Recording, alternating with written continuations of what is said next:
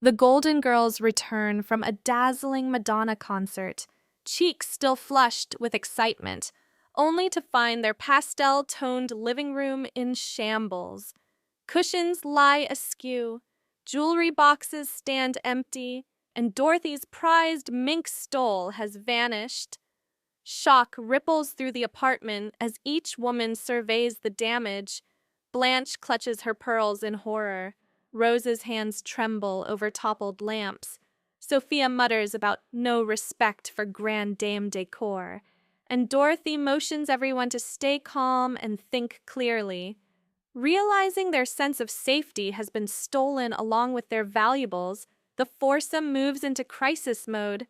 Dorothy insists on documenting every missing item. Blanche frets over the sentimental value of her grandmother's brooch.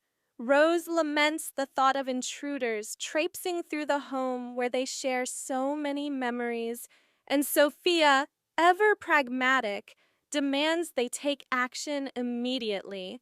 United by alarm and indignation, they vow to protect their sanctuary at all costs. Blanche immediately summons an overzealous security salesman who dazzles them with flashy gadgets and a $10,000 price tag. He promises motion sensors, bulletproof drapes, and a laser grid, but his high-pressure tactics prompt Dorothy to march him right back out the door. "We're not running a bank vault," she snaps, shutting the apartment door in his face. Undeterred, Rose suggests a guard dog. Convinced that canine loyalty will deter any thief, they adopt a puppy on the spot, only to watch in horror as Sophia's boisterous laughter terrifies the poor animal into yelping and bolting down the street. The attempt ends with Rose in slippers chasing the pup, Blanche lamenting her ruined sandals, and Dorothy declaring, "No more distractions. Let's find a solution that actually works."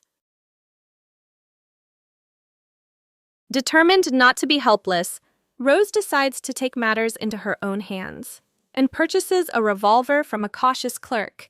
That night, she perches on the lanai, pajamas replaced by a determined glare, the weight of the gun both comforting and terrifying. Every creak of the floorboard sends adrenaline coursing through her veins as she peers into the darkened courtyard. Across the hall, Blanche and Dorothy exchange worried whispers. Sophia rolls her eyes at what she calls Rose's dirty Harry moment, but secretly admires her courage. Rose spends the hours on edge, whispering St. Olaf prayers and gripping the trigger guard until the first streaks of dawn wash away the tension, yet leave her jittery and uncertain if firepower was the answer. Desperate for a better deterrent, the women install a top-of-the-line alarm system. The very first night, Blanche and her date accidentally activate it while fluffing pillows, and shrieking sirens send them scrambling toward the door. In the chaos, Rose panics and fires a warning shot, shattering a priceless vase and echoing through the empty halls with a deafening crack. Dorothy rushes in, hands over her ears, shouting for calm, as Sophia rummages for a broom to sweep up the porcelain shards.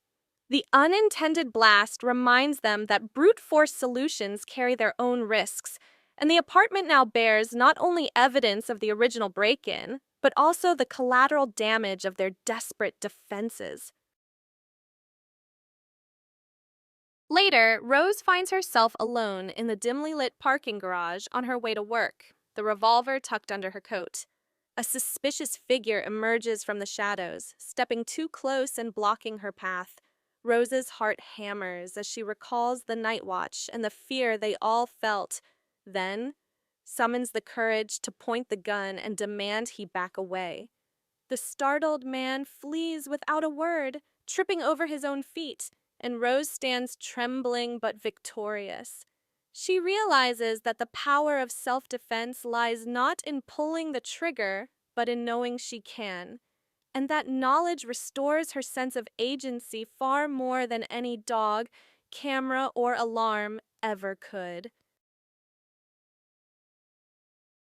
With the burglars in custody, Thanks in part to Blanche's vivid descriptions for the police and Dorothy's mink stole returned, the Golden Girls gather on the lanai as twilight descends.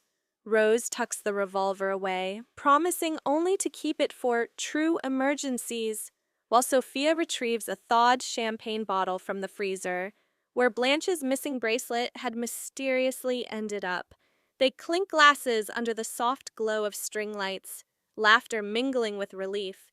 In that moment, they understand that their greatest security isn't gadgets or firepower, but the unwavering loyalty they share, and that together, no intruder or misadventure can ever break their sisterhood.